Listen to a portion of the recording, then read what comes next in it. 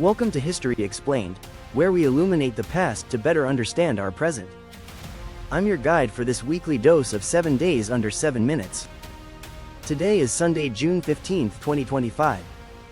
As we do every Saturday, we explore military history, the battles, alliances, doctrines, and decisions that have shaped the world through conflict.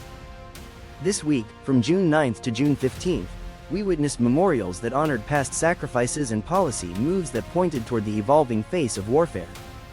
We begin on June 14th, when the United States celebrated the 249th birthday of the U.S. Army. Ceremonies were held nationwide, from Arlington to Fort Benning, marking the Army's creation in 1775 by the Second Continental Congress. The theme this year, Honor, Service, and Transition, focused on both the military's historic legacy and its future role in cyber, space, and autonomous systems. The U.S. Army's evolution from continental militias to one of the world's most technologically advanced forces was underscored by drone demonstrations and battlefield robotics exhibitions in Washington, D.C. on June 12. NATO concluded its Cyber Shield 2025 exercise, a week-long simulation involving over 20 member nations. Held across Belgium and the Baltics, the exercise tested coordinated responses to hybrid threats, combining cyber attacks, disinformation campaigns, and electronic warfare. Military analysts noted the exercise's focus on gray zone conflict, where war is waged below the threshold of traditional combat. It reflects a growing belief that future battles will be fought with code and narrative as much as with bullets and steel. Meanwhile, in Lebanon, escalating tensions with Israel continued into this week. After a Hezbollah drone strike on June 10 injured Israeli soldiers near the Blue Line, the IDF responded with a series of targeted airstrikes on suspected Hezbollah positions.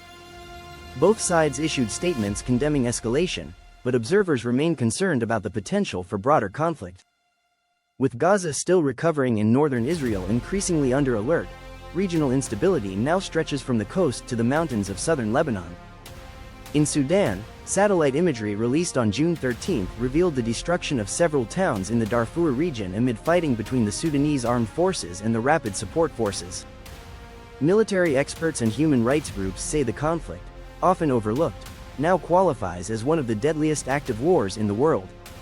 The strategic dimension of Sudan's crisis is becoming more internationalized, with arms reportedly flowing in from regional powers, raising the specter of a proxy war fueled by competing interests in the Red Sea corridor.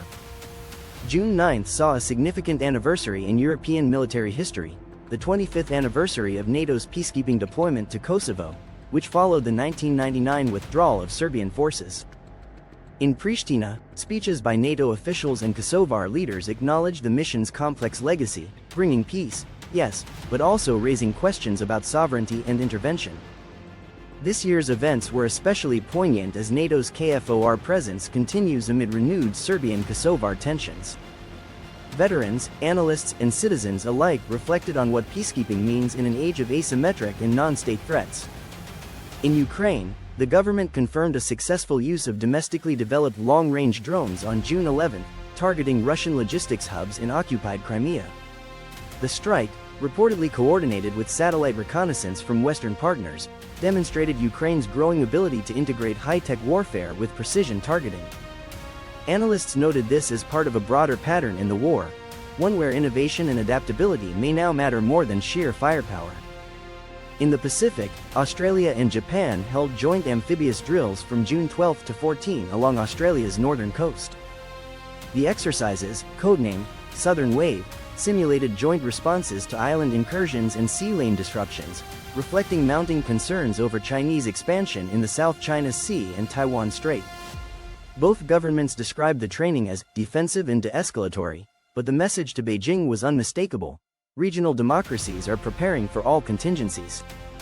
And finally, on June 15, a multinational memorial was held in Normandy, capping off a week of D-Day commemorations and linking past sacrifice to present security.